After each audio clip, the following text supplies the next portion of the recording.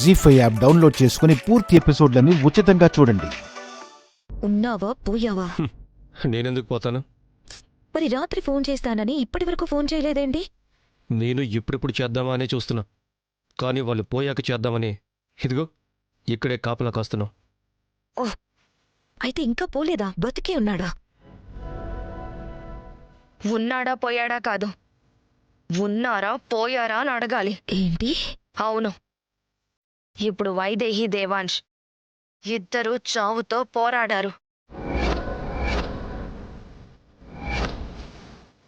అదేంటి, దేవాంశ్ ఒక్కడికి పాము కాటేసిందన్నారు? కానీ ఆ పాము కాటేసిన చోట వైదేహి విషం తీయాలని చూసింది, దానిలో కూడా విషం ఎక్కేసింది.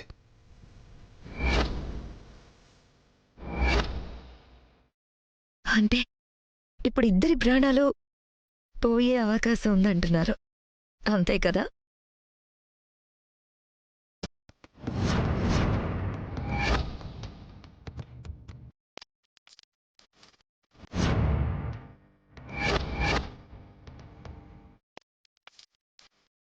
ఏంటి ఉర్మిళ, ఎవరి ప్రాణాలు పోయాయో అంటున్నావు?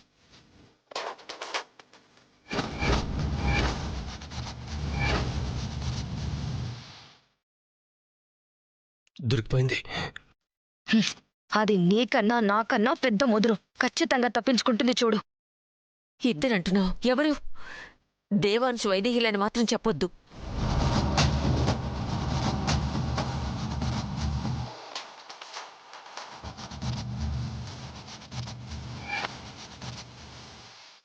అవును బామ్మగారు, వైదేహి దేవాంశ్లే ప్రాణాలు పోయే పరిస్థితిలో ఉన్నారు.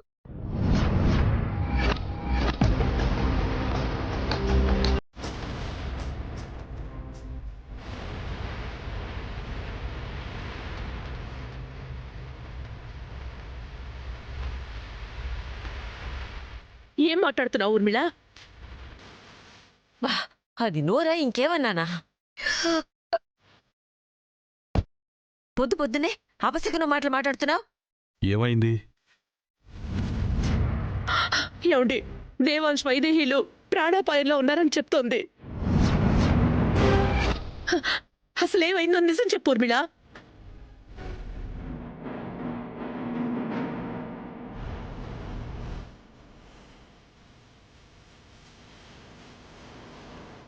ఇది నిజం కాకపోతే బాగుండేది అత్తయ్య, కానీ నిజమే. ఇద్దరు కొన ఊపిరితో కొట్టుకుంటున్నారు.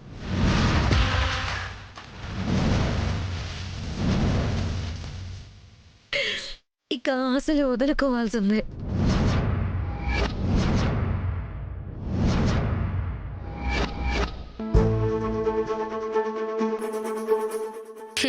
చూసావా ఏం నటిస్తోందో?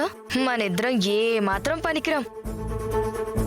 మీకు నమ్మకం కలగకపోతే గూడెం వాళ్లతోనే నేను ఫోన్ మాట్లాడుతున్నాను, ఇటు మీరే అడగండి. గూడెం వాళ్ళలాగా మాట్లాడమని ఇండైరెక్ట్గా చెప్తుంది, అలాగే మాట్లాడు. మేనేజ్ చేయగలదా లేదా ఈ చంచల? హలో, ఎవరు మాట్లాడేది? నా మనవరాలు మనవడికి ఏమైంది? హలో, నేను సారంగిని మాట్లాడుతున్నానమ్మా. బిడ్డలిద్దరూ బూడిద పాలైపోయినారమ్మా.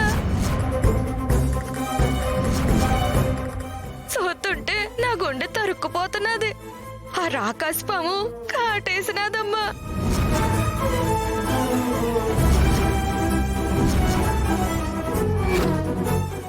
జీ5 యాప్ డౌన్లోడ్ చేసి అన్ని ఎపిసోడ్స్ పూర్తి ఉచితంగా చూడండి.